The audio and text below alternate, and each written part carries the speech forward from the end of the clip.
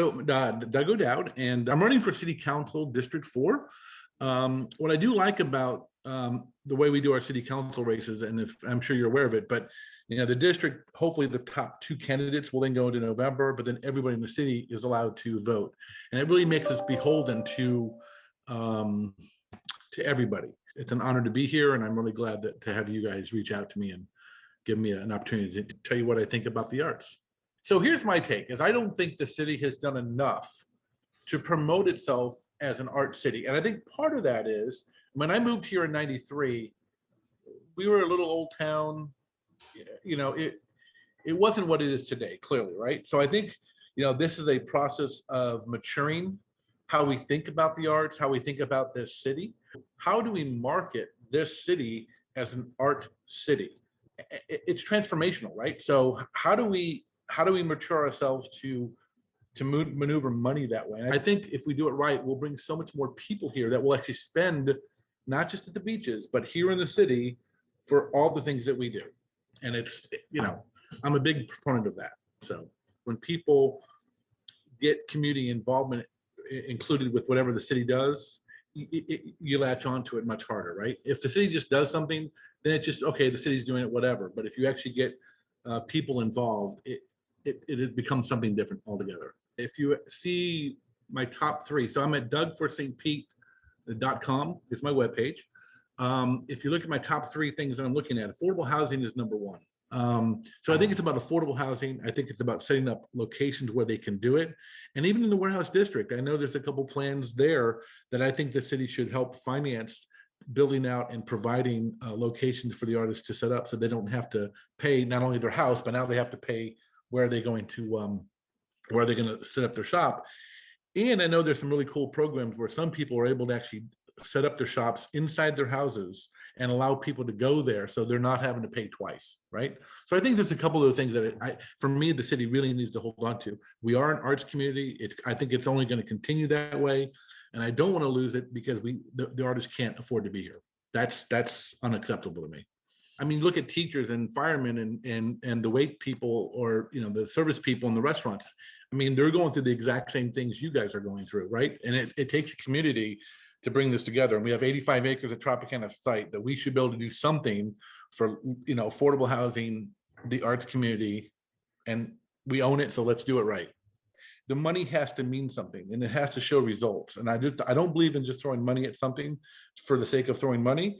What's the outcome going to look like? What's going to happen? And I think the things we've talked about is, how do we finance some of these artists? But I think if we do it right and we help fund them, the tax dollars we'll get from the fact that people will come visit and buy their stuff over time, and we become an art center for the Southeast. I think we're already there. I just don't think enough people know about it.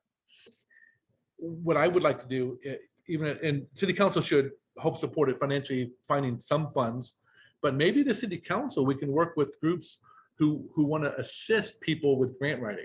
Because I would never sit there and say we shouldn't try to get grants, because the money's out there, right? And there may be some restrictions, but you'd be surprised how much, if you get through the process and you get the money and you're doing the things, it's going to work. So we really support the arts, whether it be a small, I don't know, one back here is from Park. There's a gentleman, Danny from Park, that he unfortunately passed away a couple of years ago, but his color scheme was just something so cool. And we just want to support that. And so I really believe that, like I said, if I'm not elected, I would find a way to continue pushing for that, because I love the idea. I mean, because it brings public and private together, which is what you need to be successful. So one, yes, I will see them. And I think we have to allow more and more people to see them by giving them venues to do it that is affordable, because you're not going to see them if the only thing they can do is do it at home and put it up in a shop somewhere, right? That's not an art community. That's supporting them, but it's retail, right? And we're not retail. Artists are not retail. Artists are artists, right? So to me, it's really important to keep that. And that's one reason why St. Pete has become what it is. It's the great park system. It's the Rays. It's the Vinoy. But then it's the art. And they all kind of interchange, but it is the art. And you can just feel it, because it's showing up in all the restaurants. You go, oh, that's really cool. Yeah, it's a local artist too. You see it happening.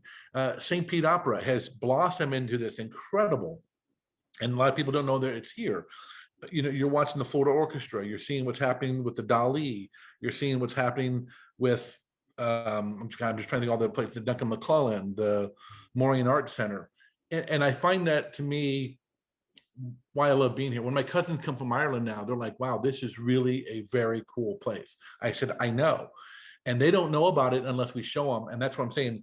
We should be able to market to Irish people, English people, Boston, New York, Philadelphia, and say, guys, we have it. And we have it in such a nice little area that you can just spend 2 or 3 days enjoying it.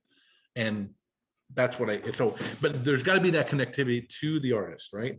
It can't just be sitting in some shop somewhere and that's it. It's you want to be able to stay connected. So we got to give them the ability to be connected to the people who appreciate it and will buy it. Our property taxes have gone up 50% since 2017 or 2016. Oh my God. Oh yeah, I mean the tax dollars coming through. So there's money, right? Yes. Now we have infrastructure things too. That's one of my things. We have infrastructure, sidewalks. I think in the warehouse district, I think we could do better parking. I think we should be able to do signs down there about showing where certain locations are at and allow people to understand where things are happening better than we are. I mean, to me, a lot of it's marketing. And you've heard me talk about it a few times.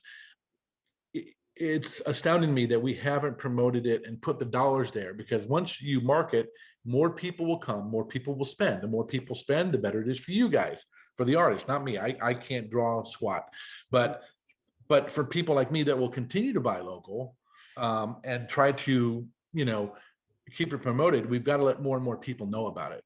Yeah, no, I like the idea. I really do. Again, I want it to be a partnership, because I want it to be something like, if San Francisco is getting partially funded, I guarantee you there are people here who have the money that would do it if they felt like it was supporting what they needed to be done, right? Mm-hmm. So that right now they have, as we know, money's been sitting on since COVID started. So many people are sitting on all this cash, and people want to see this continue and survive. So yeah, interesting. Let's start somewhere, right? Mm-hmm. A seed has to start to grow. I'm growing okra for the first time in my life. You got to plant the seed for it to get my okra. And that's the thing, you got to plant the seed. So it's great.